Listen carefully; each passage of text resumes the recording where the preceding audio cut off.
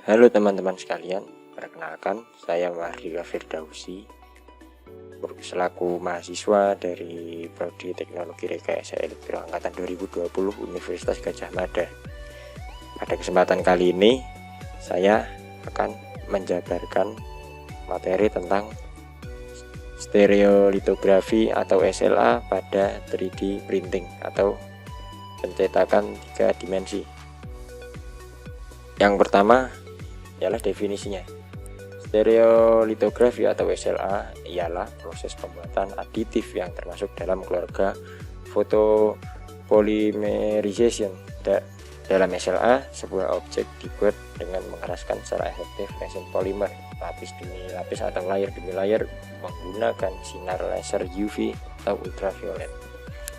Adapun bahan yang digunakan dalam SLA ialah polimer termoset fotosensitif yang berbentuk cair. Metode ini dipatenkan oleh Charles Hull selaku co-founder 3D Systems Inc. pada tahun 1986. Proses percetakan melibatkan mesin cetak 3D yang dipasang secara unik. Pada gambar berikut bisa kita lihat bagian-bagian pada mesin 3D printing SLA. Yang pertama ialah objek atau printed part.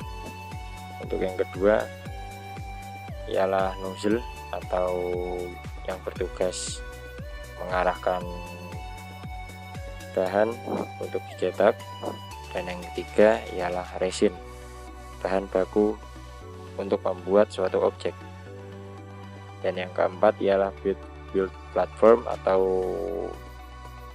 istilahnya dudukan atau tempat mungkin, dan yang kelima ialah laser yang berguna untuk memotong atau mengatur bagian-bagian objek sedemikian rupa. Dan yang keenam ialah galvanometer. Yang ketujuh ialah scanning mirror atau cermin yang bertugas untuk mengarahkan pada aksis X dan aksis Y. Dan yang kedelapan ialah pancaran sinar laser, dan yang terakhir ialah bagian ke-9 yaitu tangki bahan dari 3D printing ini, yaitu resin. Adapun cara kerjanya ialah platform build posisikan pertama kali dalam tangki fotopolimer cair pada jarak satu lapisan tinggi untuk temukan cairan. Selanjutnya ialah sinar laser menciptakan aksen berikutnya dengan menghidupkan dan memanfaatkan resin fotopolimer secara selektif. Sinar laser difokuskan pada jalur yang telah ditentukan menggunakan seperangkat cermin yang disebut galvos. Seluruh bagian penampang model dipindai sehingga bagian yang dihasilkan sepenuhnya solid. Ketika sebuah lapisan selesai atau layer selesai, platform bergerak pada jarak yang aman dan pisau penyapu melapisi kembali permukaan.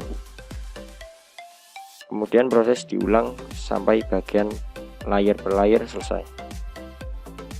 Setelah selesai mencetak, bagian tersebut dalam kondisi hijau, tidak sepenuhnya disembuhkan dan memerlukan pemrosesan lebih lanjut di bawah sinar ultraviolet atau UV. Jika diperlukan sifat mekanik dan thermal yang sangat tinggi. Selanjutnya ialah kelebihan pada metode SLA. Yang pertama ialah proses cetak sangat akurat. Untuk menangkap pergerakan laser secara vertikal pada model ukuran kecil, sangat cocok untuk tingkat presisi model yang tinggi. Di sini ialah contohnya seperti pembuatan prototipe barang yang berukuran kecil atau mikro, atau bisa juga untuk membuat part-part pada senjata rakitan.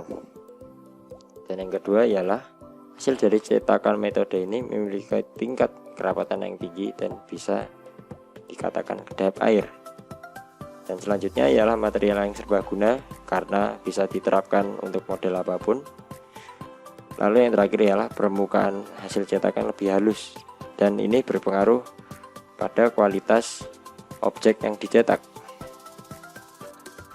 selain memiliki kelebihan, ternyata metode SLA ini juga memiliki kekurangan.